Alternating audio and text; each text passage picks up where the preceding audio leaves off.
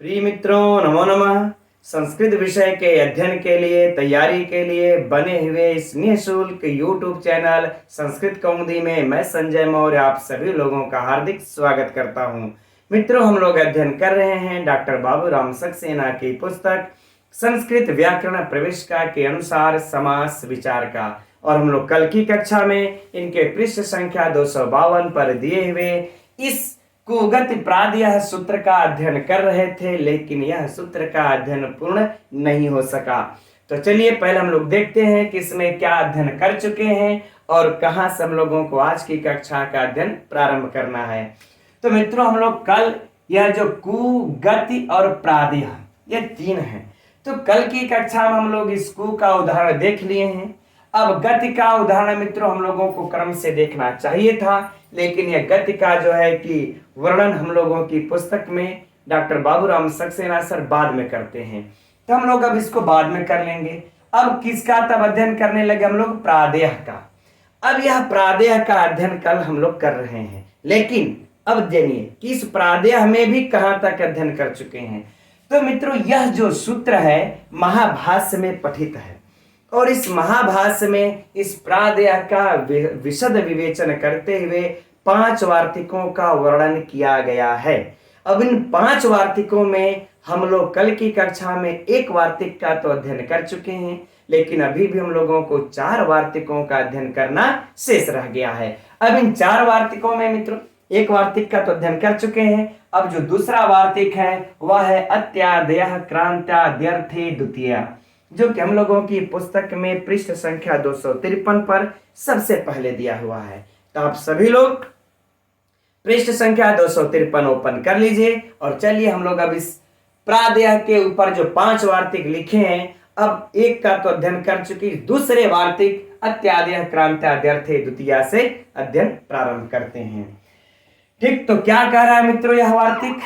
देखा जाए तो कह रहे हैं कि अत्यादयः अर्थात अत्यादि का। अब एकदम सरल शब्दों में मित्रों इस प्रकार से समझिए ध्यान से, क्योंकि यह परीक्षा के लिए अत्यंत महत्वपूर्ण है।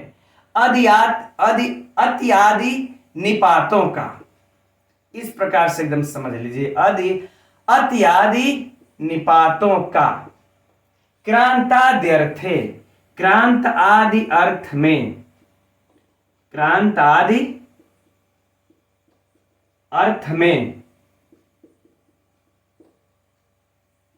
ठीक, क्रांत आदि अर्थ में द्वितीया अर्थात द्वितीयांत सुबंत के साथ, द्वितीयांत सुबंत के साथ, द्वितीयांत सुबंत के साथ, है ना। द्वितीयांत सुबंत के साथ ऊपर लिख लेते हैं मित्रों, क्या करे कि नित्य समास होता है, नित्य समास प्राप्त करते हैं, नित्य समास को प्राप्त करता है। ठीक, क्यों मित्रों? क्योंकि यह कुगति प्रादेय के ऊपर पढ़ा गया है, तो तद विषयक हुआ। तो जब तद विषयक है, तो जब यह नित्य समास कर रहा है, तो हमारा यह वार्तिक भी नित्य समास करेगा। लेकिन इसकी गहराई को मित्रों समझिए थोड़ा। यहां पर मैं कहना चाहूंगा आप लोगों से कि यहां पर जब आचार्य पाणिनि जी कह देते हैं कि प्रादेय अर्थात प्र आदियों का भी समास होता है, तो इन्होंने जो प्रादेय करके विस्तृत कर दिए थे, अब इसी चीजों को सूक्ष्मता से यह वर्णन किया गया है महाभाष्य के ऊपर पढ़े गए इस वार्तिक में कि भाई सुनिए, उस प्र आदि का भी किसी किसी कंडीशन में समास करना है। तो एक कंडीशन तो हम लोग कल पढ़ लिए वार्तिक पर, अब यह दूसरा क्या कहता है फिर से समझते हैं कि देखिए अत्यादि का, अत्यादि निपातों का, अत्यादि अर्थात मित्रों चाहे हम अति कह लें चाहे उप कह लें, है ना, अत्यादि में सब आ जाएंगे। तो अत्यादि निपातों का, जब यह अत्यादि निपात क्रांत आदि अर्थ में आएंगे, किस में आएंगे? क्रांत आदि अर्थ में आएंगे, यानी कि 2 शर्तें रख रहे हैं, क्या कि अत्यादि निपात हो, लेकिन उनका जो अर्थ देना है वह क्रांत आदि अर्थ में। तो क्रांत का अर्थ क्या होगा मित्रों? पार गया हुआ। क्रांत का अर्थ क्या होता है? पार गया हुआ, पार गया हुआ कह लें, या फिर लांघ गया हुआ, या परगामी इत्यादि अर्थ, है ना, इत्यादि इत्यादि। कह रहे पार गया हुआ अर्थ में। अब यह द्वितीयांत सुबंत के साथ नित्य समास को प्राप्त हो जाता है, राइट। कंडीशन देख लिए ना, 3 शर्तों को हम लोगों को ध्यान में रखना है। एक तो उप आदि निपात हो, अरे अति आदि निपात हो, और यह निपात क्रांत आदि अर्थ में आए हो, और इधर जो है कि द्वितीयांत सुबंत हो, तब समास करना है। फाइनल। चलिए अब हम लोग इसका उदाहरण देखते हैं मित्रों। हम लोगों की पुस्तक में इसका उदाहरण क्या दिया हुआ है, अति मर्यादा।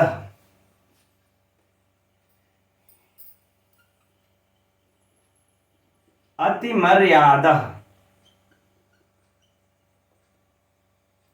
है ना, अति मर्यादा यह दिया हुआ। हिंदी को मिटा दें, यहां पर कोई विशिष्ट आवश्यकता नहीं। अति मर्यादा। अब इसका हम लोग लौकिक विग्रह कर लेते हैं। तो लौकिक विग्रह मित्रों हम लोग जैसा देख रहे हैं कि नित्य समास है, तो जब नित्य समास है तो इसका स्वपद विग्रह तो होगा नहीं, अस्वपद विग्रह होगा। तो अस्वपद में क्या कर लेते हैं हम लोग, अतिक्रांत। अति, अब क्रांत आदि अर्थ में है तो हम लोग क्रांता कर ले। अतिक्रांत क्या है, मर्यादा, तो मर्यादाम।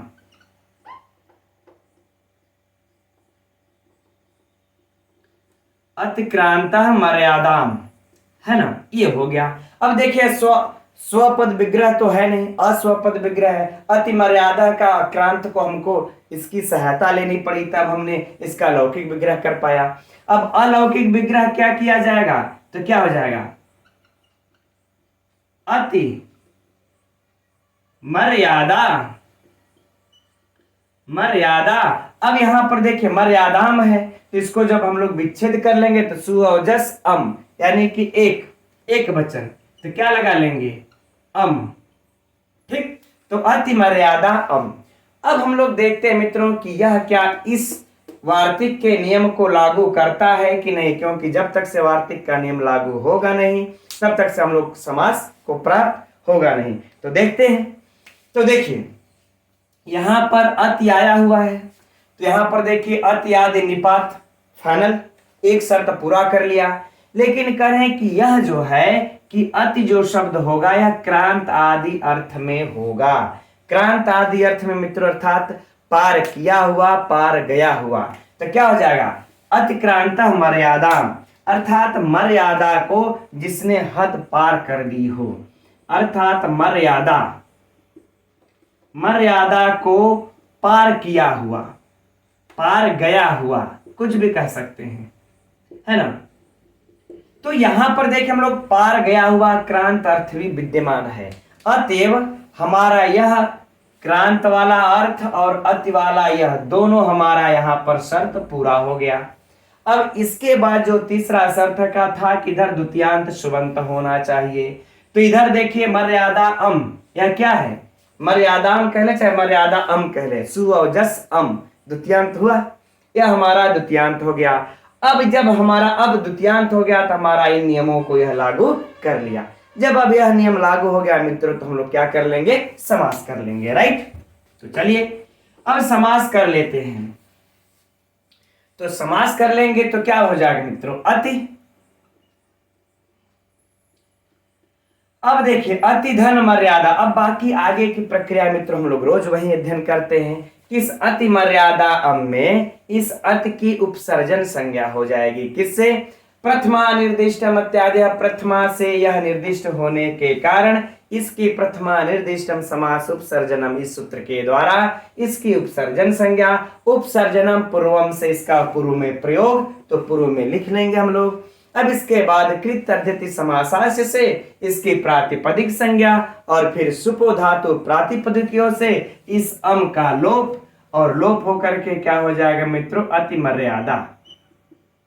ठीक, अब यहां पर मित्रों थोड़ा सा हम आप लोगों को और बताना चाहेंगे, ठीक है ना, क्योंकि अगर इस तरह से जब तक से अध्ययन नहीं कर लेंगे मित्रों तो आप लोग परीक्षा में कंफ्यूज हो जाएंगे। चलिए अच्छा हम लोग इसको जोड़ देते हैं,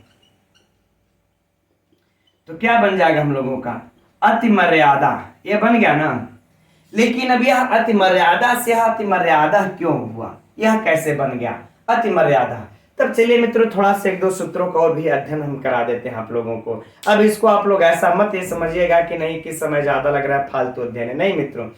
अगर थोड़ा सा समय दे करके यहाँ पर अगर आप लोग पढ़ लेते हैं तो फिर परीक्षा में कंफ्यूजन अर्थात संशय का फिर चांस न के बराबर हो जाता है। क्यों कि अगर मान लेते हैं, जैसे सुनिए, परीक्षा में पूछ दिया कि अतिक्रांतः मर्यादाम, अतिक्रांतः मर्यादाम, है ना, इसका समासिक पद होगा, क्या होगा? अतिमर्यादा होगा, अतिमर्यादा होगा, अतिमर्यादे होगा, क्या होगा? तब आप लोग सोचेंगे यार ये अतिमर्यादा है तो मर्यादा है तो अतिमर्यादा होना चाहिए, अतिमर्यादा कहाँ से हो जाएगा, ये आ को आ कहाँ से हो जाएगा, है ना, इसलिए यही बनना चाहिए, हम लोग मार देंगे, है ना। तो मित्रों अगर इस तरह से अध्ययन कर लेंगे तो आप लोग यह पकड़ सकते हैं कि कैसे इस दीर्घ को ह्रस्व हो रहा है, कैसे दीर्घ को ह्रस्व हो रहा है। एक बार अध्ययन किए रहेंगे तो आप लोग पकड़ लेंगे, है ना। नहीं तो अब फिर वही कंफ्यूजन बना रह जाएगा तो समस्या हो जाएगी, राइट। तो चलिए देखते हैं। तो देखिए मित्रों, यहां पर अतिमर्यादा हो जाने के बाद एक सूत्र आता है ना, एक सूत्र हम लोगों का आ जाता है, कौन सा? कि एक विभक्ति चापूर्व निपाते, एक विभक्ति चापूर्व निपाते, यह सूत्र आता है। इस सूत्र के द्वारा इस मर्यादा की उपसर्जन संज्ञा होती है ना। यह सूत्र क्या करता है? उपसर्जन संज्ञा, उपसर्जन संज्ञा। आगे बातें समझ में।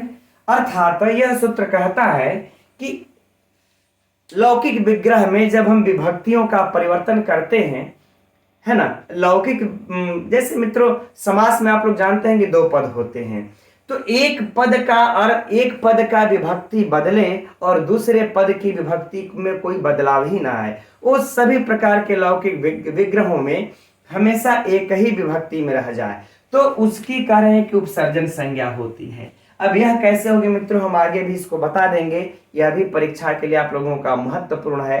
अगर ये यहां से प्रश्न भी पूछा तो आप लोगों को कंफ्यूजन ना हो। देखिए मित्रों, अब मैं चाहता हूं कि आप लोगों को थोड़ी सी गहराई से बता दें, क्योंकि देखिए परीक्षा में हमेशा ही 4-5 प्रश्न गहराई से होते हैं और वही हमको चयन के लिए अंदर बाहर कर सकते हैं, है ना।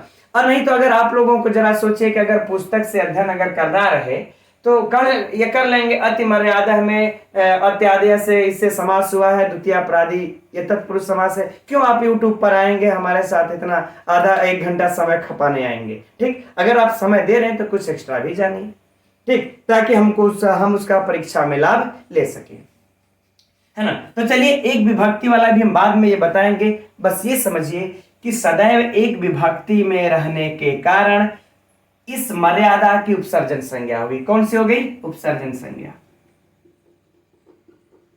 उपसर्जन संज्ञा किस सूत्र के द्वारा मित्रों? तो एक विभक्ति चापूर्व निपाते के द्वारा इसकी उपसर्जन संज्ञा। अभी सिद्ध करके बता देंगे, उसके लिए टेंशन मत लीजिए।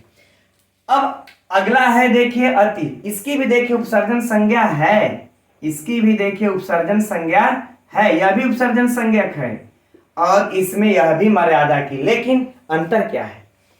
इस अति की जो उपसर्जन संज्ञा हुई है हम लोग किससे किए हैं? प्रथमा निर्दिष्टम समास उपसर्जनम से इसकी उपसर्जन संज्ञा करते हैं अति की, लेकिन जो मर्यादा है इसकी उपसर्जन संज्ञा हम लोग एक विभक्ति चापूर्व निपाते से करते हैं। तब यहां पर आप लोगों के मन में प्रश्न उठता होगा कि सर तब इसकी उपसर्जन संज्ञा करने का क्या लाभ होगा, और जब इसकी उपसर्जन संज्ञा हो गई तो यह पूर्व में इसका प्रयोग कह नहीं कर सकते हैं हम, क्योंकि जिसकी उपसर्जन संज्ञा समास में इस प्रकार से हो जाती है उसको हम पूर्व में प्रयोग करते हैं। तो इसका उत्तर सुनिए। तो मित्रों अब आगे एक सूत्र आता है गो स्त्रियो उपसर्जनस्य, गो स्त्रियो, है ना, गो स्त्रियो उपसर्जनस्य, यह सूत्र आता है। यह सूत्र कहता है कि गो उपसर्जन संज्ञक गो शब्द का और स्त्रीलिंग शब्द का, किसका? उपसर्जन संज्ञक गो शब्द का और स्त्रीलिंग शब्द का, अगर उपसर्जन संज्ञा उसकी हो गई है तो उसके अंतिम अच को ह्रस्व आदेश हो, है ना, तो यह क्या कर देगा? ह्रस्व आदेश, ह्रस्व आदेश। अच्छा हाँ, एक चीज यहां कहना हम भूल गए मित्रों कि एक विभक्ति चा पूर्व निपाते से इसकी उपसर्जन संज्ञा तो होती है, लेकिन कहता है कि चा पूर्व निपाते अनिपाते कि इसकी उपसर्जन संज्ञा यहां से तो होगी, लेकिन इसका पूर्व में निपात हम नहीं कर सकते। पूर्व में निपात हम उसी उपसर्जन संज्ञक शब्द को करते हैं, पहले रखते हैं जो प्रथमा निर्दिष्टम समास उपसर्जनम से जिनकी उपसर्जन संज्ञा होती है, और जिनकी अगर इस एक विभक्ति चा पूर्व निपाते से होगी उसका हम पूर्व में प्रयोग नहीं करेंगे। तो जब पूर्व में प्रयोग करेंगे नहीं तो इसका लाभ क्या है? तो लाभ यही है मित्रों कि उपसर्जन संज्ञक गो शब्द और उपसर्जन संज्ञक स्त्रीलिंग के शब्द का जो अंतिम अच हो उसको ह्रस्व आदेश करते हैं। तो अब मित्रों यहां पर जो हमारा मर्यादा शब्द है यह स्त्रीलिंग का शब्द है और यह उपसर्जन संज्ञक भी है इस एक विभक्ति चा पूर्व निपाते सूत्र के द्वारा। तो जब यहां पर उपसर्जन संज्ञक है, स्त्रीलिंग है, तब हम गो स्त्री और उपसर्जन सूत्र के द्वारा इसको ह्रस्व करके क्या कर देंगे? अति मर्याद। क्या कर देंगे? अति मर्याद। अब इसके बाद हम सुआदि की उत्पत्ति कर लेंगे और सुआदि की उत्पत्ति करके बना लेंगे अति मर्याद। फाइनल। इसमें कोई कंफ्यूजन तो नहीं रह गया मित्रों, अब है ना? जरा फिर से। अब इसका आप लोगों को लाभ यह होगा मित्रों कि अगर आप लोगों के विकल्प में अति मर्यादा अगर आप लोगों को दे दिया तो इसमें आप लोग अब कंफ्यूजन में नहीं होंगे। बाकी अगर ये वाला आप लोगों को समझ में आया होगा तो भी ठीक, नहीं आया होगा तभी एक विभक्ति को हम समझाते हैं। ठीक, अब इसके मित्रों हम लोग आगे कुछ अन्य उदाहरण भी देख लेते हैं। अब इसको हटा दें, कोई आवश्यकता नहीं। और ये सारी बातें मित्रों देखिए, हम आप लोग बहुत सारे लोग हमको कुछ मैसेज भी करते हैं, फोन भी करते हैं, उनके दिमाग में यह बातें चलती हैं कि सर जो है कि इतने इस तरह से पढ़ाते थे, इनके पास कोई नोट्स होगा। मित्रों मेरे पास कोई नोट्स नहीं। वो कहते हैं कि सर नोट्स दे दीजिए, नोट्स प्रोवाइड करा दीजिए। एक हमारे भाई ने फोन किया, उनको विश्वास ही नहीं हो रहा, कह रहे हैं सर दे दीजिए नोट्स, कुछ पैसे भी ले लीजिए लेकिन दे दीजिए। अब बताएं नोट्स का हम उनसे कितना पैसा लेंगे कि हम उनको नोट्स दे देंगे, है ना? उसके से ज्यादा 100 रुपये 200 रुपये के लिए हम उनको रुपए लेकर के नोट्स देंगे। अब ये यही कार्य हमारे लिए रह गया है। तो देखिए ऐसा नहीं है कि मेरे पास नोट्स है आप लोगों से, इसलिए मैं बराबर कहता हूं कि नोट्स आप लोग तैयार कीजिए इस प्रकार से मित्रों, है ना? अभी चूंकि परीक्षा में थोड़ा सा समय भी है, अगर नोट्स तैयार कर लेंगे ना तो जबरदस्त फाइट करेंगे आप परीक्षा में इस प्रकार से पढ़ करके। ठीक, अच्छा अन्य उदाहरण देखते हैं हम लोग। अन्य उदाहरण में यदि हम लोग चलते हैं मित्रों तो क्या उदाहरण प्राप्त हो जाएगा? अतिमाला।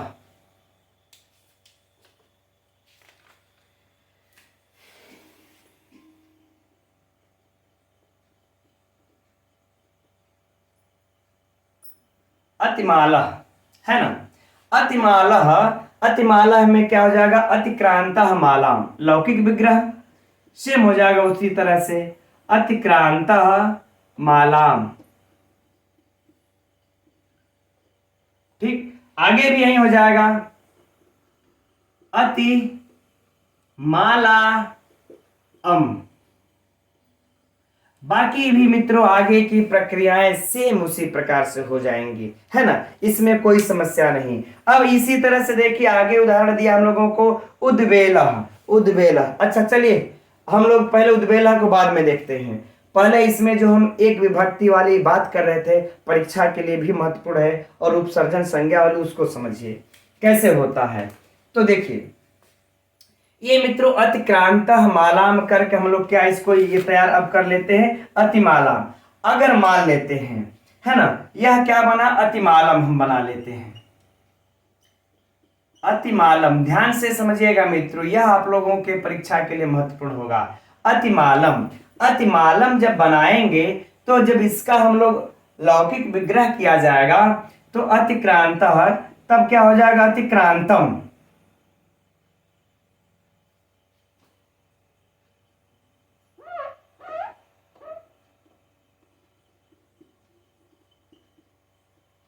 अतिक्रांतम मालाम। थोड़ा सा धैर्य रखिएगा मित्रों, ये आप लोगों को एकदम समझ में आ जाएगा। अब फिर क्या बना लेते हैं? अतिमालेन। अतिमालेन में क्या हो जाएगा? अतिक्रांतेन मालाम, है ना, यही हो जाएगा अतिक्रांतेन मालाम। अब चतुर्थी में चलते हैं, अतिक्रांताय, क्या बन जाएगा इसका? अतिक्रांताय नहीं, अतिमालाय रहेगा।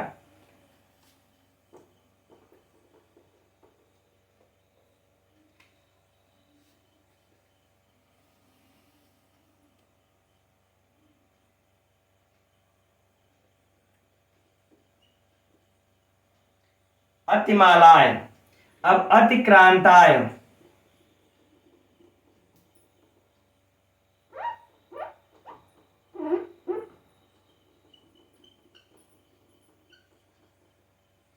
अतिक्रांताय मालाम। उसी प्रकार से पंचमी में भी चलते हैं, अतिमालात, अतिमालात, अतिक्रांतात,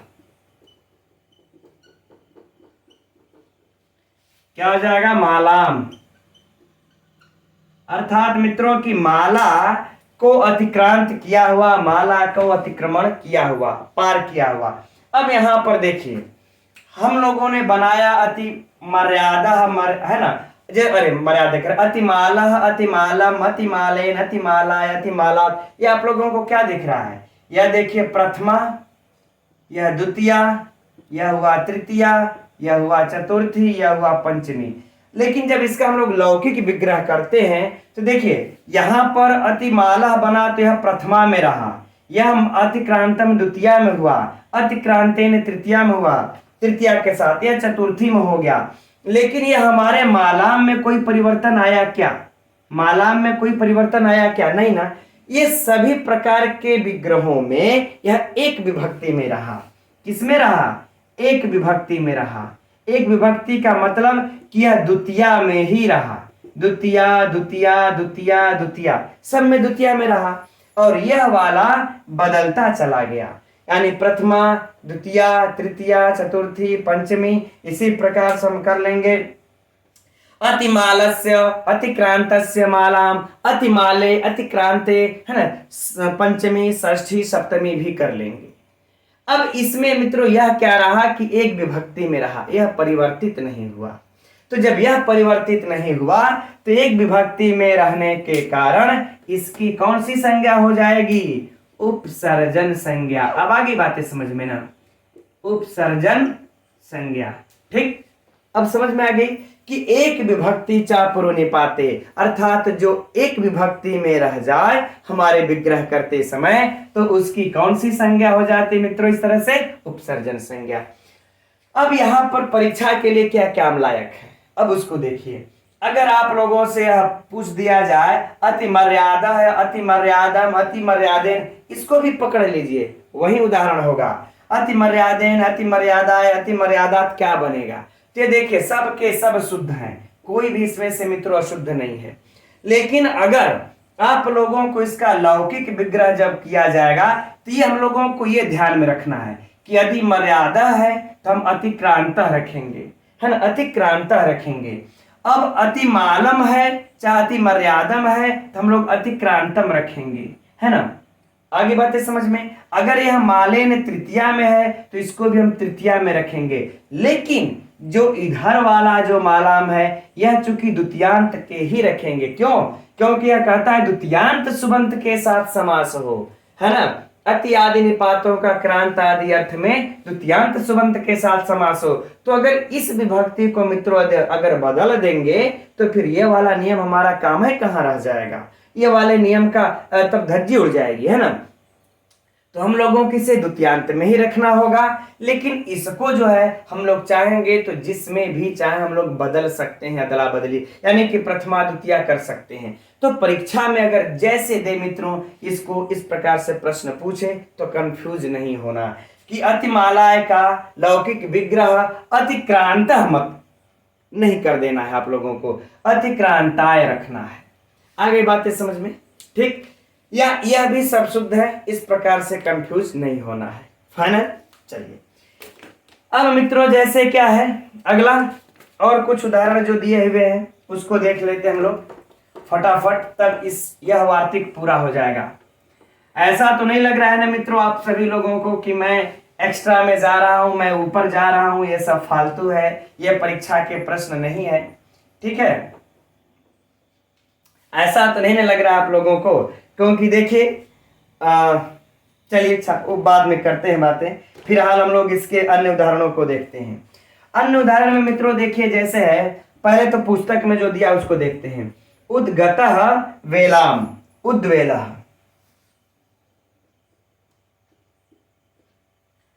उद्वेलः, उद्गतः,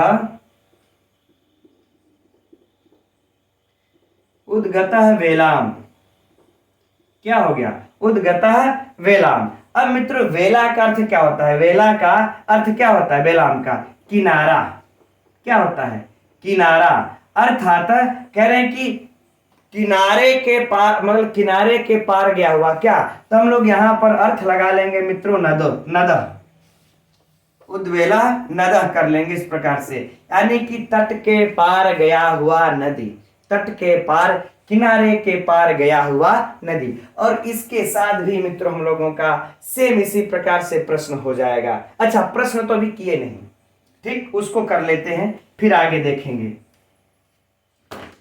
कि अति मर्यादा में कौन सा समास है। तो याद रहे मित्रों कि यह द्वितीयांत सुबंत के है, साथ है तो द्वितीय प्रादि तत्पुरुष होगा, द्वितीय प्रादि तत्पुरुष समास, ठीक। किस सूत्र से समास है इसमें, तो अत्यादेय क्रांतादि अर्थे द्वितीय इस वार्तिक के से साथ के से समास हुआ है। आगे बातें समझ में, और बाकी इसका लौकिक विग्रह, अलौकिक विग्रह आप लोगों को हो गया, यही इसका मित्रों प्रश्न होगा परीक्षा के लिए महत्वपूर्ण, राइट। अब इसमें देखिए आगे इसी तरह से क्या हो जाएगा, अति कोकिलः,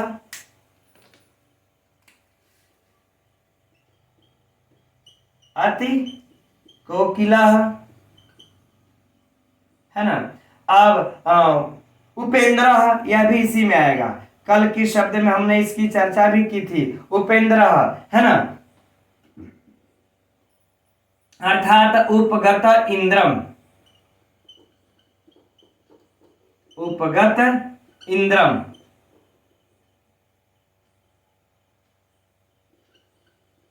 ठीक, उपगत इंद्रम उपेंद्र, इंद्र का छोटा भाई। अब यह सब तो अति का उदाहरण रहा है, उप का देख लीजिए। इसी तरह से मित्रों इसके और भी उदाहरण ये बन जाएंगे, तो अब जितना भी जाएंगे उतने उदाहरण, तो हम समझते हैं अब यह वार्तिक आप लोगों को पूर्ण हो गया।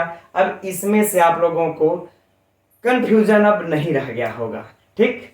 अब आगे बढ़ते हम लोग तृतीया वाले वार्तिक पर।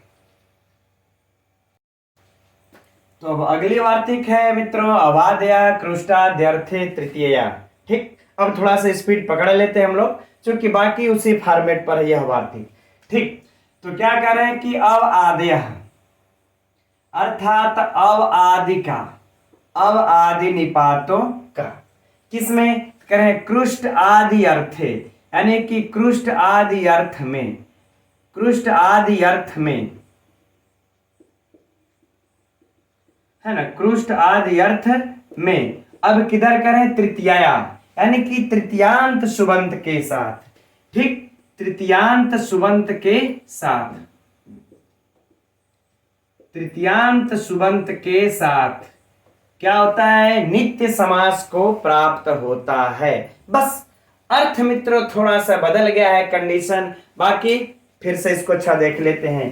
कह रहे हैं कि अव आदि निपातों का कृष्ट आदि अर्थ में तृतीयांत सुबंत के समर्थ सुबंत के साथ नित्य समास को प्राप्त होता है, और वह समास तत्पुरुष संज्ञा कहलाता है। अब लेकिन यहाँ प्रादेय होने से हम लोग उसको प्रादि तत्पुरुष कहते हैं, फाइनल। पुस्तक में जो उदाहरण दिया है मित्रों उस पर चलते हैं। अब कोकिलः, अब कोकिलः देखिए बड़ा कंफ्यूज करने वाला है, अब इस पर हम अभी बताएंगे, पहले इसको देख लिया जाए। तो कह रहे हैं कि अब कोकिलः, है ना, अब कृष्टः कोकिलया,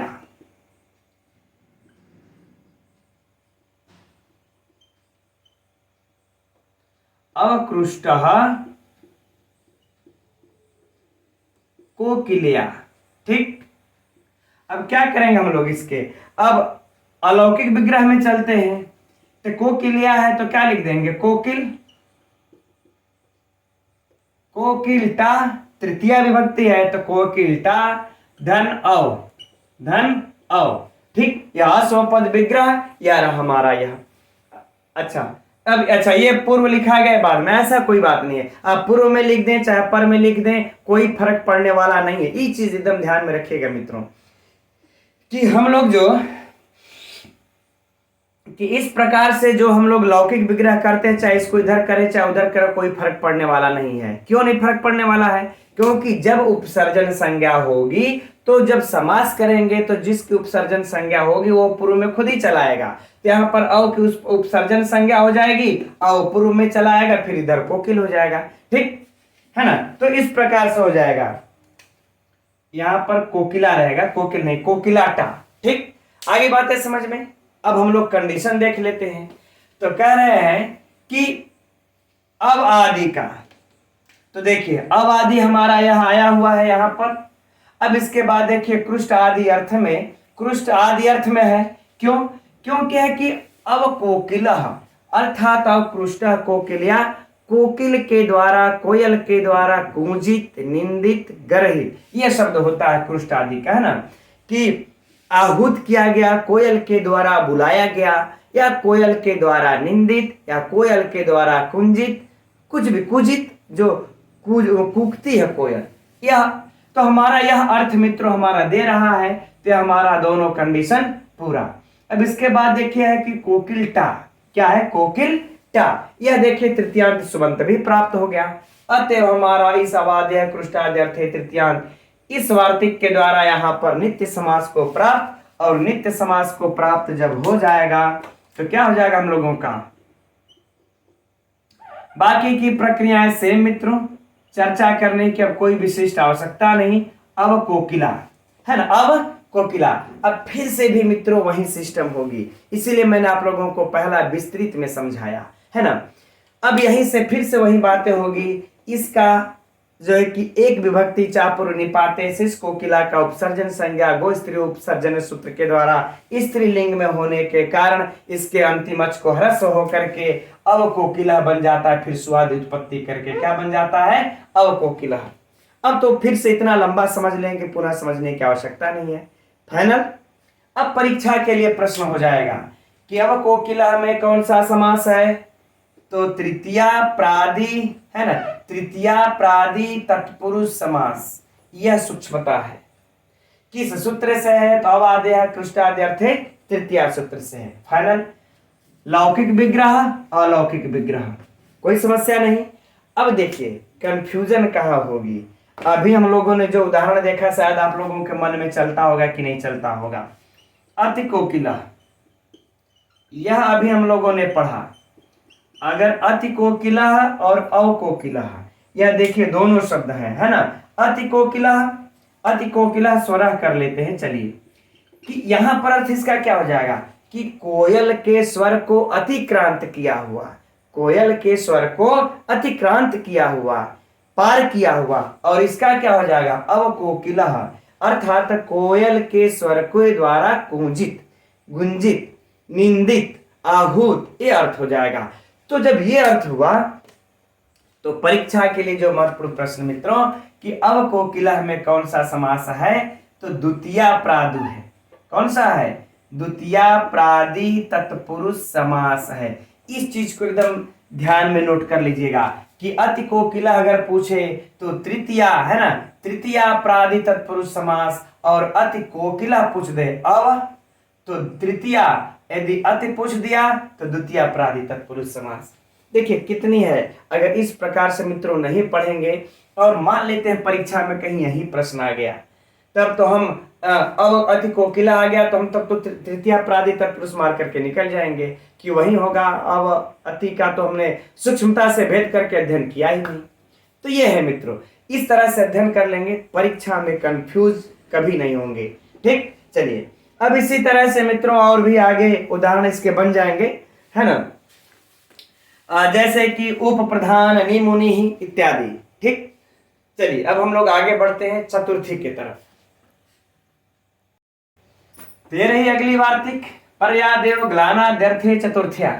ये क्या कह रहे हैं कि परिआदि निपातों का, परिआदि निपातों का ग्लान आदि अर्थ में, किस अर्थ में, तो कह रहे हैं कि ग्लान आदि अर्थ में, राइट, किसके साथ, तो कह रहे हैं कि चतुर्थ्यंत सुबंत के साथ,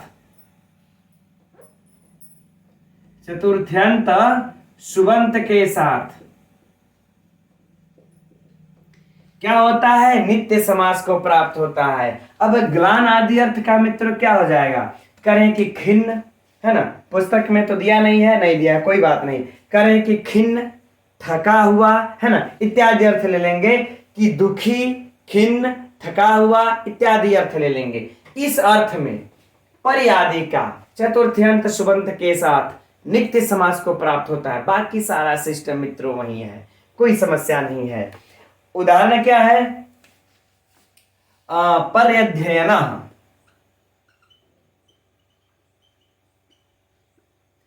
यही मित्रों हमको जहां तक याद आ रहा है कि यही जो है कि यूपी टेट में पूछा था कि पर्यध्ययन में कौन सा समास है। तत्पुरुष भी विकल्प में था और द्वितीय तत्पुरुष, द्वितीय प्रादि तत्पुरुष भी था। इस प्रकार से शायद उसने दे रखा था, है ना।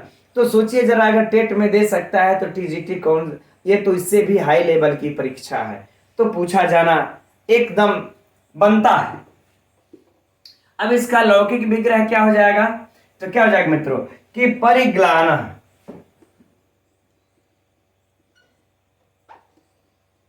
परिग्लान कर लेंगे, या फिर अगर पूरे को अगर ये मिला लिया जाए तो परिग्लानो अध्ययनाय, ठीक, ये हो जाएगा परिग्लानो अध्ययनाय, अर्थात अध्ययन से थका हुआ, पढ़ने से थका हुआ। हिंदी तो लिखा ही है, कोई समस्या नहीं है, पढ़ने से थका हुआ।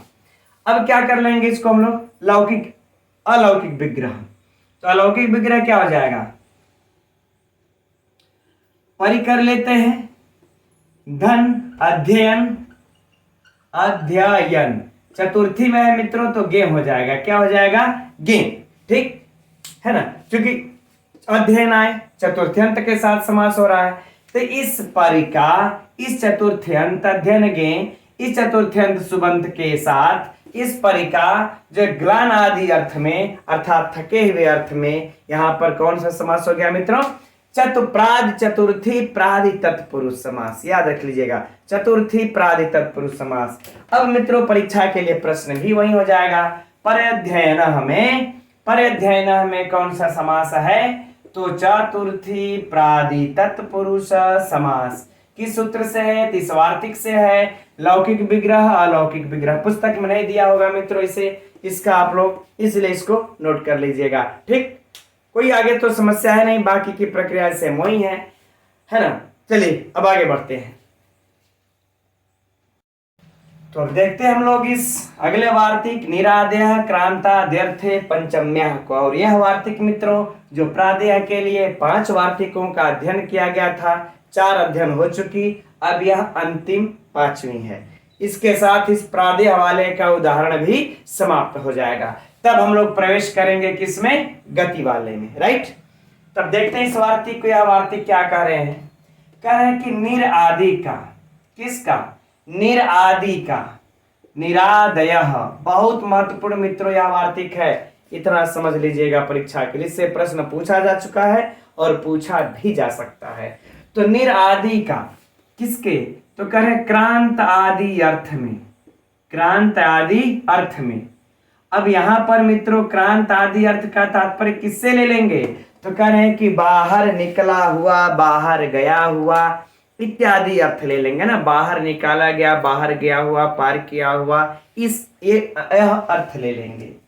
अब कह रहे कि पंचम्या, अर्थात कह रहे कि पंचमी सुबंत के साथ, पंचम्यंत सुबंत के साथ अब नित्य समास को प्राप्त होता है। चूंकि यह भी वार्तिक महाभाष्य में इसी सूत्र के ऊपर पढ़ी गई है, अर्थात तद विषयक होने के कारण यह भी मित्रों क्या करेगा, नित्य समास करेगा। क्या करेगा, नित्य समास कर देगा। फाइनल। अब तो उदाहरण देख लेते हैं। पुस्तक में उदाहरण दिया हम लोगों के निर्गृह,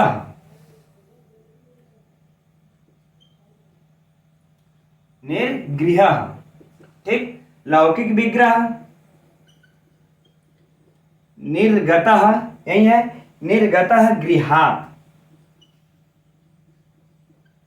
गृहात् घर से निकला हुआ, घर से बाहर गया हुआ। अलौकिक विग्रह देख लेते हैं। तो इसका क्या हो जाएगा, अलौकिक विग्रह अर्थात कर लेंगे गृह,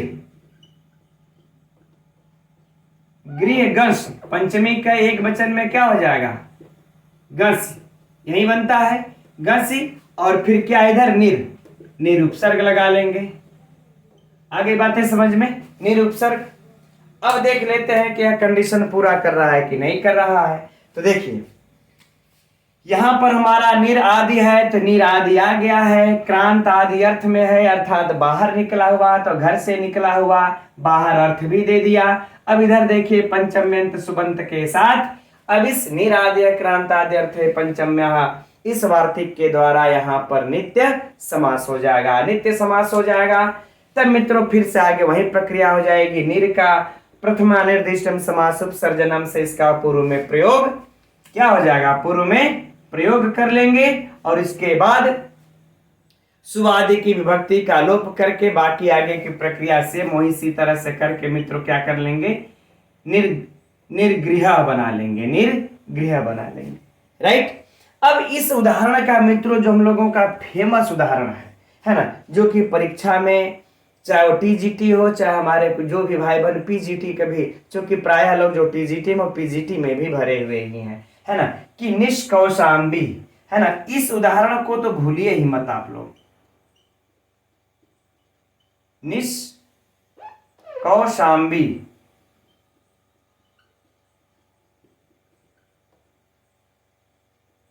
निष्कौशाम्बी, ये हम लोगों का उदाहरण है। ये एकदम बड़ा महत्वपूर्ण उदाहरण है मित्रों, इसको परीक्षा में प्रायः पूछता ही पूछता है। अब इसका जो है कि लौकिक विग्रह क्या हो जाएगा, निष्क्रांत, है ना, निष्क्रांत कौशाम्ब्या, चूंकि पंचमी है ना, तो कौशाम्ब्या, कौशाम्ब्या, ठीक। निर्गत निष्क्रांत कौशाम्ब्या, अलौकिक विग्रह क्या हो जाएगा, निर्धन कौशाम्बी, कौशाम्बी गंसी, यही बन जाएगा, निर्धन कौशाम्बी गंसी, है ना। अब यहां पर भी मित्रों सेम वही प्रक्रिया हो जाएगी यहां पर भी। अब यहां पर एक चीज जो परीक्षा के लिए हम आप लोगों को इंगित करना चाहेंगे कि बड़ा काम आएगा आप लोगों को परीक्षा के लिए, है ना, यह कि देखिए जब यहाँ पर हम लोग इसको भी जब हम लोग ये मिला लेंगे, कौशाम्बी जब बना लेंगे, है ना। अब बाकी मित्रों यहाँ पर जो खर वसान इत्यादि जो समास लग रहा हो और जो बाकी सब और प्रक्रिया हो रही है हम लोग इसको छोड़ देते हैं, नहीं उधर जाएंगे तो ज्यादा समय लगेगा। तो जो कौशाम्बी मित्रों यहाँ पर दिख रहा है, देखिए जब यह समास हो जाएगा तो फिर उसी एक विभक्ति चापूर्व निपाते सूत्र के द्वारा इसकी कौशाम्बी की क्या हो जाएगी, उपसर्जन संज्ञा, और इसकी उपसर्जन संज्ञा हो करके फिर गो स्त्री और उपसर्जन सूत्र के द्वारा इसको क्या हो जाएगा, हरस्व हो जाएगा। हरस्व होकर के मित्र क्या बन जाएगा, निष्कौशाम्बी।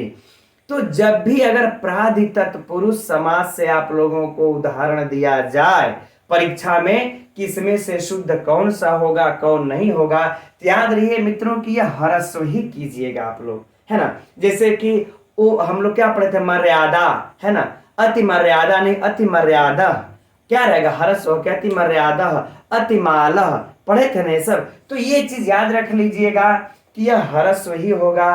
कौशाम्बी इस प्रकार से, लौकिक विग्रह तो ऐसे होगा, लेकिन समासिक पद में हमारा हरस्व लगा लीजिएगा। अब जरा इसी प्रकार से हम लोग और भी देख लेते हैं।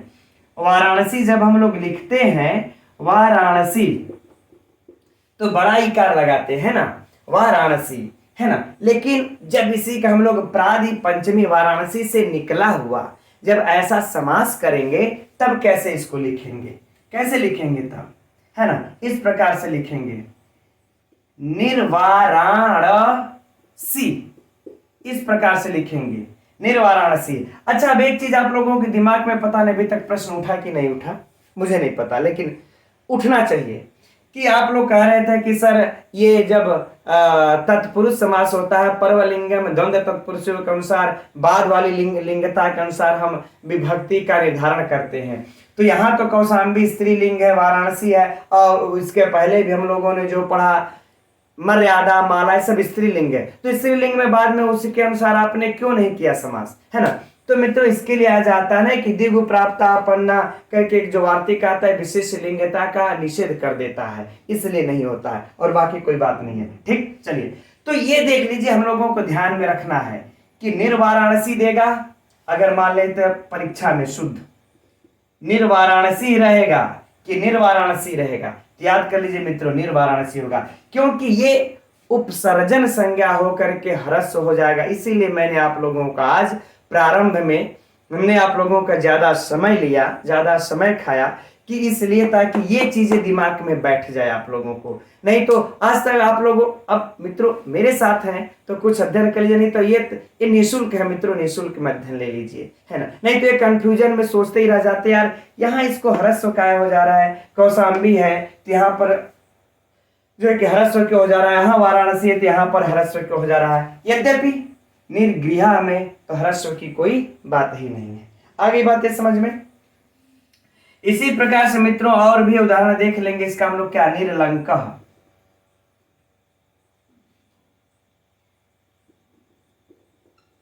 निर्लंकः, ठीक, इसी प्रकार से बन जाएगा, है ना। अब आगे और भी मित्रों इसका उदाहरण है कई ठो, लेकिन बस इतना हम लोगों को ध्यान रखना है, ये स्त्रीलिंग वाला। आगे बातें समझ में। चलिए अब ये फाइनल, अब इसे अच्छा एक चीज दिमाग में इसी पे चल रहा था कि निर्विंध्या भी बनता है इसी प्रकार से, ये अभी नोट ये कर लीजिएगा आप लोगों का, क्योंकि हम लोगों के विषय का प्रश्न है इसलिए।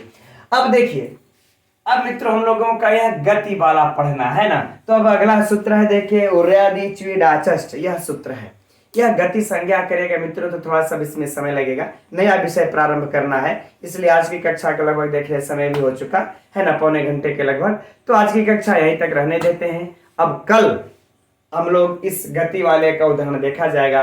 तब तक के लिए मित्रों नमो नमः। और कक्षा आप लोगों को कैसी लगती मित्रों कमेंट्स करके अवश्य बताइएगा, मैं आप सभी लोगों के कमेंट्स अवश्य ही देखता रहता हूँ। ठीक है मित्रों, नमो नमः।